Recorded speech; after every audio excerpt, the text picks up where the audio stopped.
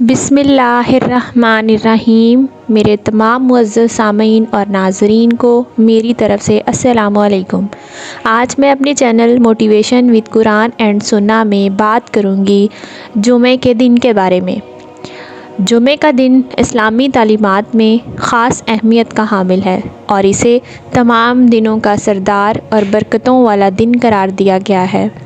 जुमे का दिन मुसलमानों के लिए रूहानी तजदीद, दीनी शऊर में इजाफ़ा और इज्तिमाई इबादत का मौका फ़राहम करता है।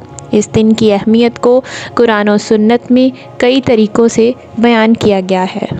कुरान और अहादीस में जुमे के दिन की फ़जीलत और अहमियत के बारे में कई आयात और अहादीस मौजूद हैं जो इस दिन की अहमियत और इस दिन अंजाम दी जाने वाली इबादत को उजागर करती हैं। यहाँ मैं कुरान और अहादीस में जुमे के दिन की फ़जीलत के हवाले से कुछ अहम निकात बयान करूँगी। कुरान मजीद में जुमे की फ़जीलत। सूरतुल जुमा कुरान मजीद में एक पूरी सूरत है जिसका नाम अल जुमा है, जो इस दिन की अहमियत को वाज़े करती है। अल्लाह ताला ने कुरान मजीद में सूरतुल जुमा आयत नंबर 9 में इरशाद फरमाया है, ए ईमान वालो, जब जुमे के दिन नमाज के लिए अज़ान दी जाए तो अल्लाह के ज़िक्र की तरफ दौड़ो और ख़रीदो फ़रोख्त छोड़ दो, और ये तुम्हारे लिए बेहतर है अगर तुम इल्म रखते हो। इस आयत से अल्लाह ताला ने वाज़े तौर पर जुमे की नमाज को दीगर मामलात से मुक़द्दम करने का हुक्म दिया है। अगर मैं अहादीस में जुमे की फ़जीलत की बात करूं तो जुमे के दिन को तमाम दिनों का सरदार कहा गया है।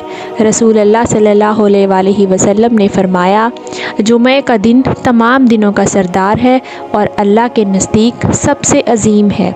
इस दिन हज़रत आदम अलैहिस्सलाम को पैदा किया गया और इसी दिन इनका इंतकाल हुआ और क़यामत इसी दिन कायम होगी।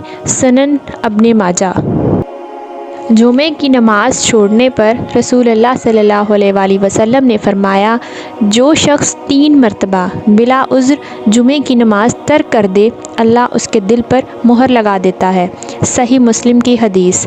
इस हदीस से नमाज जुमा को तर्क करने पर सख्त तंबीह है, जिससे इस नमाज की फ़र्ज़ियत और अहमियत ज़ाहिर होती है। सही बुखारी की एक हदीस में नबी पाक सल्लल्लाहु अलैहि वसल्लम ने फ़रमाया, जुमे के दिन में एक ऐसी घड़ी है जिसमें मुसलमान अल्लाह से जो भी भलाई मांगेगा अल्लाह इसे अता फ़रमाएगा।